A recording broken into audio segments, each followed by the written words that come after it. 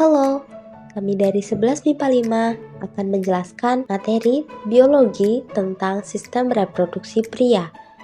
Anggota kelompok kami terdiri dari Afif Ardian, Lulu Aprilia Mauliza, Muhammad Fadli, Maharani Salsabila, Nail Salsafatu Zahro, Nawi Ayu Kristi, dan Reta Novianti. Topik pembahasan yang akan kita bahas yang pertama adalah struktur dan fungsi sistem reproduksi pria. Yang kedua adalah penyakit pada sistem reproduksi pria. Baiklah, mari kita bahas topik yang pertama. Organ reproduksi pria terdiri dari organ reproduksi luar dan organ reproduksi dalam. Organ reproduksi luar yaitu penis dan skrotum.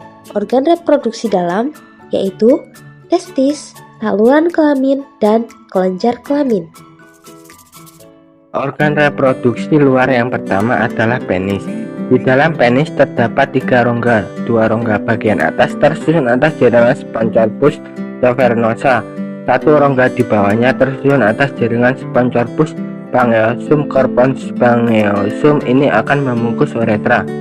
Uretra pada penis dikelilingi oleh pembuluh darah, dan ujung saraf perasa penis berfungsi sebagai alat kopulasi untuk memasukkan sel sperma ke dalam kelamin wanita.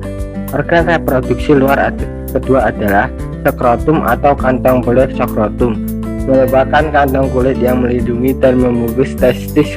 Skrotum berjumlah sepasang, yaitu skrotum kiri dan kanan. Antara skrotum kiri dan kanan terdapat jaringan ikat dan otot polos. Yang adanya otot polos menyebabkan skrotum mengerut dan mengendur. Di dalam skrotum juga terdapat otot lurik yang berfungsi mengatur suhu di sekitar testis agar tetap stabil. Mengatur suhu ini berguna dalam proses pembentukan sperma yang memerlukan suhu sekitar 34 derajat Celcius. Pengaturan suhu dilakukan dengan mengerutkan atau melonggarkan skrotum sehingga testis bergerak mendekat atau menjauhi tubuh. Testis. Di dalam tubuh pria terdapat sepasang testis. Di dalam testis terdapat saluran-saluran halus yang disebut dengan tubulus seminiferus. Disinilah tempat pembentukan sperma. Jadi testis berfungsi untuk memproduksi sperma melalui proses spermatogenesis dan juga memproduksi hormon testosteron. Saluran kelamin pria terdiri dari epidermis, vas deferens, saluran ejakulasi, dan uretra. Secara keseluruhan, saluran kelamin ini berfungsi menyalurkan sperma dari testis keluar tubuh melalui penis. Epidermis, tempat pematangan dan penyimpanan sperma sementara. Vas deferens, saluran yang dilalui sperma dari epidermis menuju vasikula seminalis. Saluran ejakulasi, mengeluarkan sperma menuju utera. Utera, saluran urin. Bagian organ reproduksi pria terakhir adalah kelenjar kelamin. Kelenjar kelamin berfungsi untuk menambahkan cairan-cairan kelamin sehingga berguna untuk mempertahankan hidup dan gerak sperma. Cairan tersebut dihasilkan oleh vesikula seminalis, menghasilkan cairan yang berfungsi sebagai sumber energi dan untuk mempermudah gerak sperma. Cairan ini juga menormalkan keasaman saluran reproduksi. Wanita kelenjar prostat menghasilkan cairan yang bersifat basah pada sperma.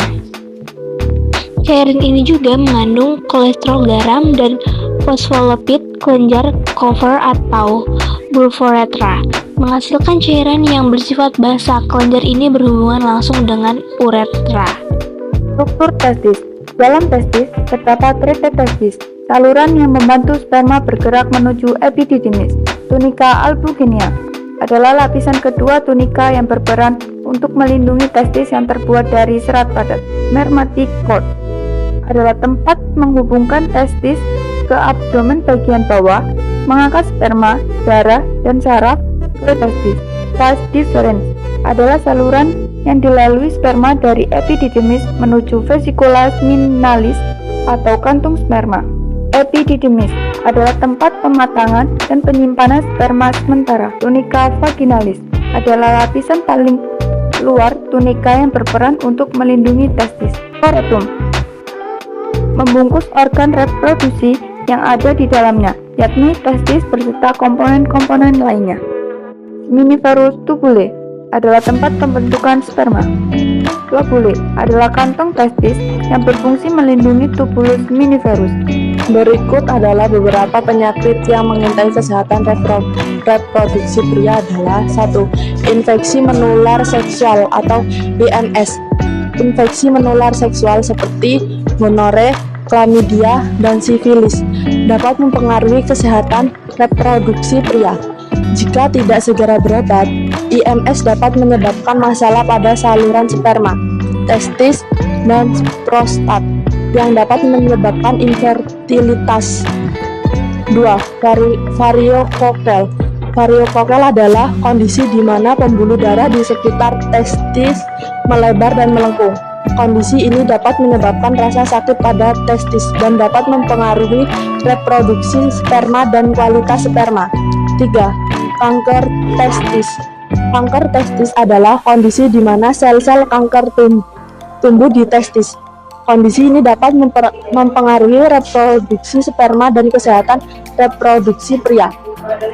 Tanda-tanda kanker testis meliputi pembengkakan pada testis, rasa sakit pada testis, dan perubahan pada bentuk atau ukuran testis. 4.